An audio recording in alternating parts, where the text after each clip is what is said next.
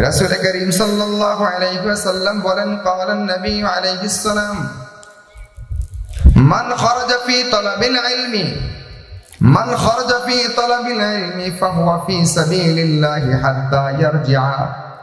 যে ব্যক্তি ইলমে দ্বীন শিক্ষা করার জন্য বের হয়ে গেল, মান খারাজা ফি তালাবিল ইলমি, যে ব্যক্তি কোরআন হাদিসের ইলম শিক্ষা করার জন্য বের হয়ে গেল, অর্থাৎ কিন্ডারগার্টেনে ভর্তি হলো, ফাহুয়া ফি সাবিলিল্লাহি হাত্তা ইয়ারজিআ, ওই ছাত্রটি আলেম হয়ে বাড়িতে ফিরে আসা পর্যন্ত, অর্থাৎ কিন্ডারগার্টেন শেষ করে সে হাফেজ হবে, হেফজ শেষ করে কিতাবখানায় ভর্তি হবে, এরপরে 15 বছর পর্যন্ত কিতাবখানায় লেখাপড়া করে, দাওরায়ে হাদিস শেষ করে, তাফসীর শেষ করে, উলুমুল হাদিস শেষ করে, ইফতা শেষ করে, এই লাইনের যত পড়ালেখা আছে সব পড়ালেখা শেষ করে যতদিন পর্যন্ত পূর্ণ আলেম হয়ে ঘরে ফিরে এসেছে, ততদিন পর্যন্ত নবীজি বলেন ফাহুয়া ফি সাবিলিল্লাহ, আল্লাহ তাআলার রাস্তায় রয়েছে, আল্লাহ তাআলার রাস্তায় রয়ে যায়।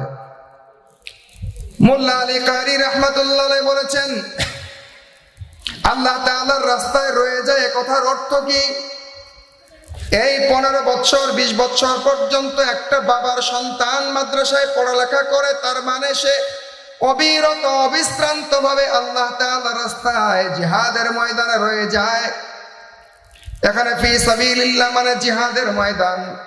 আল্লাহর রাসূল বলেন, যে ব্যক্তি ইলমে দ্বীন শিক্ষা করার জন্য বের হয়ে গেল, সে যেন জিহাদের ময়দানে আছে ফিরে আসা পর্যন্ত।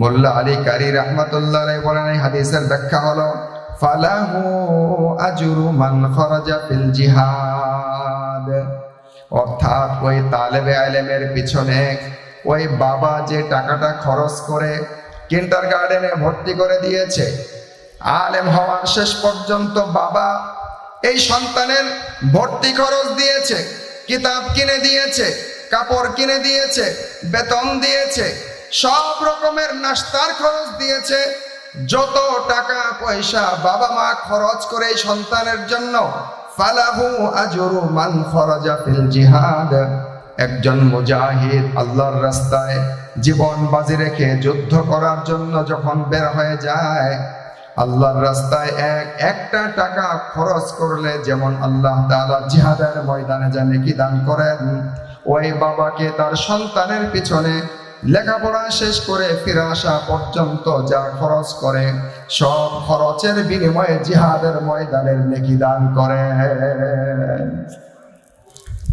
সন্তানের জন্য মাদ্রাসায় খরচ করি, নেকি পাই কিসের বলেন না?